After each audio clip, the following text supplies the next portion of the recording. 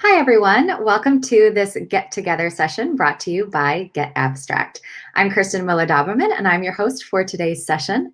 We're so glad that you've joined us for these virtual book clubs that we created a few weeks ago. And every day we've been on here discussing different books that we're reading, talking about what is inspiring us, and taking a chance to chat with experts, with editors from getAbstract, with authors about these different topics and putting relevant business and personal information in the context of what we're all going through as we face the outbreak of the coronavirus. That's why we created these get-togethers, and that's why we're here today.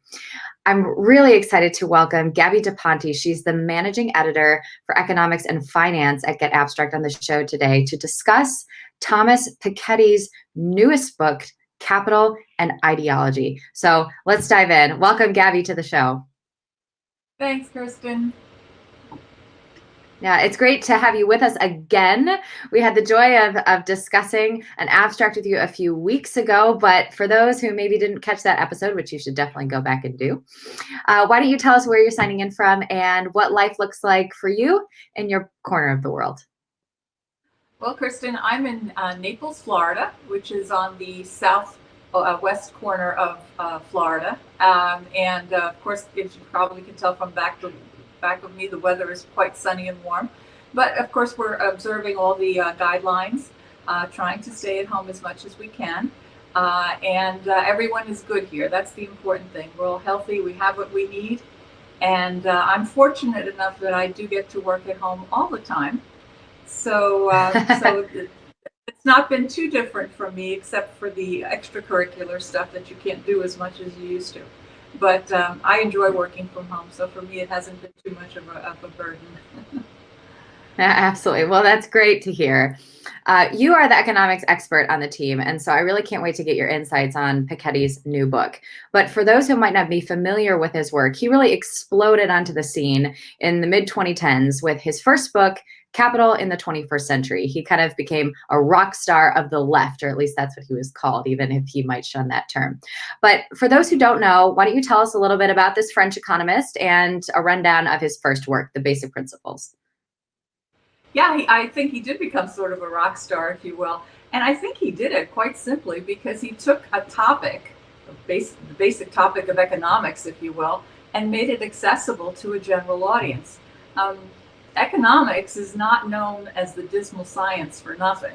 It can be full of quantitative information and formulas and equations, and most people, can't be bothered, obviously. But he managed to take a lot of data, which he was able to use the internet, of course, for now, which is a tool that allows us to really expand our knowledge. And he took a lot of data and put it in a historical context and was able to show folks something that they kind of intuited, that inequality was a problem, certainly in the United States and elsewhere. And he was able to show people why that was the case in a way that was easier to understand. And I think that's what made it such a hit. His basic concept was that if you look throughout history, throughout all forms of society, the returns on assets, whether it's your investments in your stock portfolio or the real estate that you own, anything like that, the returns on those assets will always outpace the growth of the natural economy. So if economic growth is lagging behind the returns on investment, clearly the people who are making the returns on those investments are going to accumulate wealth. And that's going to be at the expense of other people who don't have that wealth. And so obviously, he says it's a natural outcome of most economies. And so what he was able to do, when people saw that, they went, oh, okay, now I get it. I get why this is becoming a problem. His point, too, is that when that happens, capital doesn't circulate throughout all sectors of the economy. It stagnates for certain parts of the population. And again, this was something that people, I think, kind of knew deep down, but he was able to give it words and give it a form. And I believe that's why it became such a bestseller. Although I don't know very many people who've read the whole book. Because it is rather long, and I want to let everyone know that review is in the getAbstract library that you can read and get the condensed version. as is this new abstract for the second book is launching here, which is why we're discussing it.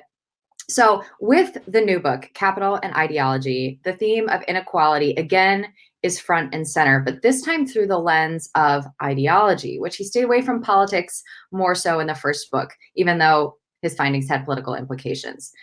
Throughout history, how does Piketty say that ideologies have justified the perpetuation of inequality?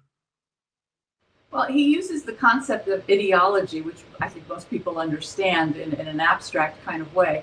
But he basically says that ideologies are the collection, if you will, of the mindsets and the attitudes and the behaviors that a society uses to justify the trade-offs that have to be made to make a society function.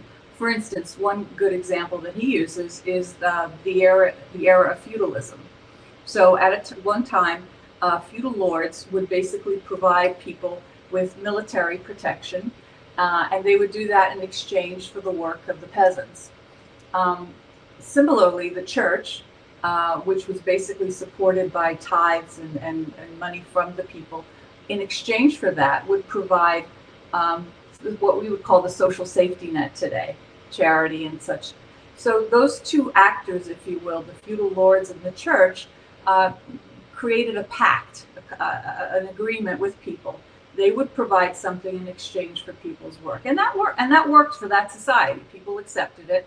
There were trade-offs, of course, and compromises that had to be made, but for the most part, that's how the society agreed. And so that creates a whole series of assumptions, beliefs, that go into what people think a society and an economy should look like. So that's his sort of one. That's one of his examples. Of course, his book is over 1,000 pages, and it goes into quite great detail about a number of countries and a number of societies and historical periods, and case studies, basically that he's created and found, in essence, to support those kind of thoughts about what an ideology is. His point, though, I think, mainly in talking about ideology is that he wants to say, look, you may believe this and you may have been raised in this thinking, but you should be aware that there are other ways of living. There are other ways of creating and wealth, of working, of making an economy run properly for everyone. And you should be aware that there are alternatives. And I think that's what he's trying to do. He's trying to open up people's minds to know that just because things are the way they are, they may not be working for you, but there are ways that you can change it. And then that's part of his book as well, what he talks about and how he wants to change that. Yeah, he definitely does have some prescriptions at the end of the book, which we will talk about. And he does really do a great job of delving into different historical periods, and then comes through to the changes that happened after the French Revolution. And then in the 19th century with the Industrial Revolution and the creation of this proprietarian society obsessed with ownership. So fast forward to today, how does he define the ideology that drives inequality today? Yeah. Well, you mentioned it, the concept of proprietarianism, which is the fact that given our evolution, we've come to give great predominance to ownership. The concept of ownership as being the most important thing. It's quite sacred. Ownership of land, ownership of assets. And that kind of drives this move toward capitalism, toward globalization, toward free markets, and meritocracy. So what happens is that these things naturally evolve, and they become so important to the way we see ourselves, to the way our economic lives work, that that is the evolution of, if you will, what happens over history. And you accept the bargain, you accept the mindset, and the point is, why is that working for people, or is it not working for people? And I think that's part of his point. The idea of the meritocracy, which says that anybody can succeed if they just work hard enough. Well, he makes a point that maybe that's not necessarily true based on your assumptions. And so he forces your reader, whether you agree with him ideologically or politically or not, he does force you to take a look at the other side, if you will. And you simply can make a judgment based on what you think is right. But he does open up the alternatives, and I think that's what makes his book so valuable. And for those who do choose to read the, I think it's over 1,000-page book, or if you just want to read the abstract, 1,100 pages, or of course you can dive into the abstract. He does offer a lot of support and evidence for his research, obviously in the form of graphs and statistics and studies. He does provide a lot of that, but I will say that from more neoliberal or free market publications that have had him on and interviewed him and tried to pinpoint holes in his work, there definitely has been disagreement about the way that he measures inequality. And so while he is a very popular economist, and this is definitely worth a read from the perspective of this stands out as a bestseller. His first work was a bestseller, and it's culturally relevant. His ideas are definitely to be debated, and I think he welcomes that as well, which is a good sign. Let's shift gears a little bit. What ideological shifts does Piketty say are directly due to events or crises in our history? Obviously, I think we can all say that we're probably facing a global crisis right now. What ideological shifts have happened that have helped lessen inequality in the past? Because there have been some that we can possibly learn from. Most definitely. He makes the very valid point, of course, that change doesn't happen when things are going well. It's usually a crisis that has to foment this desire to change the way things are going. And so if you look at the turn of the 20th century, in the late 1800s, early 1900s, there was also massive inequality at the time. The Industrial Revolution had created a moneyed class, a class of landowning, asset-owning, wealthy people, and that became a structure that was imbalanced. And so what happened is, after probably around the time of the First World War, in the interwar period, there was a move away towards that kind of imbalance, and clearly, people like Theodore Roosevelt and a number of the presidents afterward in the United States, at least, created more progressive policies that would try to redress that imbalance. And clearly, the Great Depression, World War II, these were all events that really shook the economic and sociological foundations to their core. And the change, of course, that happened after the Great Depression with the introduction of the New Deal and a tremendous amount of government involvement, which up until then had been much more laissez-faire. Now you have the government much more involved in creating jobs and in creating a safety net, if you will, for people. So these are the types of changes, and I think certainly now we can say that we're living through a crisis that is certainly to those extents, I think. And I think what he's found with the publication at this time of his book is a receptive audience to say, what is it that we can change going forward? Is this the right time to be looking at doing something that's out of the box and to change the trajectory that we've been on? Whether that makes sense for everyone, we don't know yet. But certainly, as I said, these are definitely ideas that need to be debated. And it seems, to some extent, in some corners of policymaking, they already are, as a result of the coronavirus. It's highlighting deficiencies from both an economic and political perspective that countries are having to deal with and face and come up with very fast solutions for. So the timing of the release of the book is very interesting and very relevant. Obviously, he could not have foreseen the pandemic, but it is just interesting the way that this all happened. Exactly. So in the end, Gabby, what are some of his policy prescriptions? Well, he talks about something called participatory socialism, and socialism is kind of a dirty word in many circles, but he makes a point about how you need to create opportunity, not just redistribute wealth, and I think that makes a lot more sense. He talks a lot about education, first of all, as being one of the core components of this participatory socialism. Education. He believes that people need better access which I think most of us could agree to that, and that people need to take a much more active role in their economic lives in general, to make the decisions that make sense for them. And largely that comes through education. You have to get people to where they understand certain aspects of life and that they can be able to be much more active participants within that. Part of that too is the idea of participation is worker participation. He points to the example of Germany, where many of their major companies have workers on their boards, which is it's quite a common thing there. And so he points to that as being something a much more fair, egalitarian way of running an economy, where you have input from all aspects, not just the executives or the shareholders, but also the workers, the people who make that possible. The other parts of his proposals are a little bit more controversial, a little more radical perhaps, but one of his biggest ones, of course, I think that most people talk about is the idea of the wealth tax. And he believes that there should be a wealth tax on the assets of the wealthy, the top 1%, or however you draw that cohort.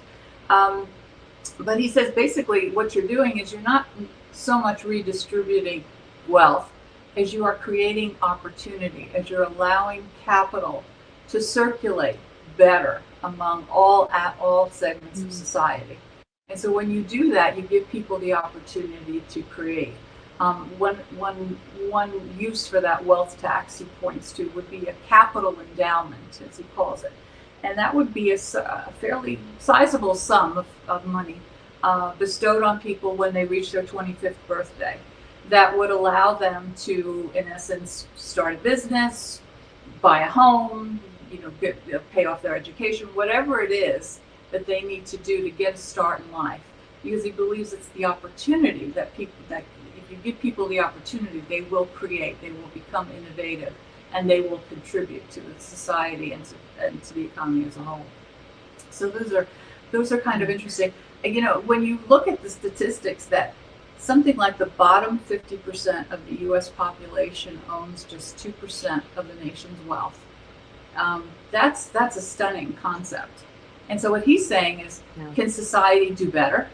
We may not get that up to even 10 or 20%, but can we get it to 4 or 5%?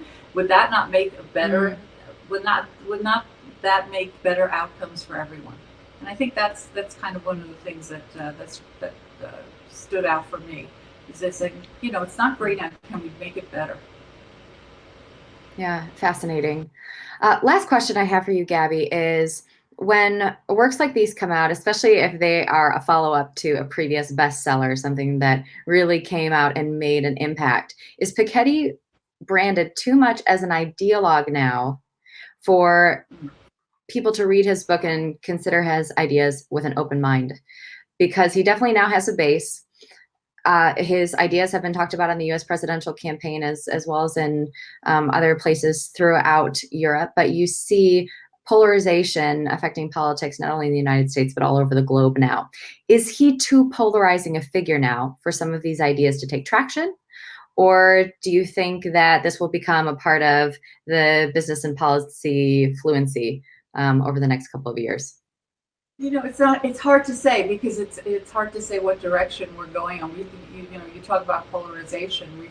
There seem to be two paths, and I personally think that his ideas, again, they're being echoed not just within the political sphere, but also among economists, and fairly well-known economists and well-regarded economists and other experts. So I think what you're going to see is probably some of these things will happen. I think some move toward more participation by workers in their economies and in the economy in general. Are we going to go to full-blown socialism? Of course not.